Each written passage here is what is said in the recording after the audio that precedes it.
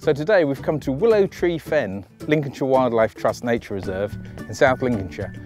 It's a lovely reserve, and recently it's become very famous for holding one of the rarest and most well photographed birds in the country at the moment, a bluethroat. Now, bluethroats aren't particularly rare passage birds, but wintering bluethroats are almost unknown. This bird has been particularly photogenic, and in the last few weeks it's developed a gorgeous blue throat, so we're going to try and get a few photographs of it here today.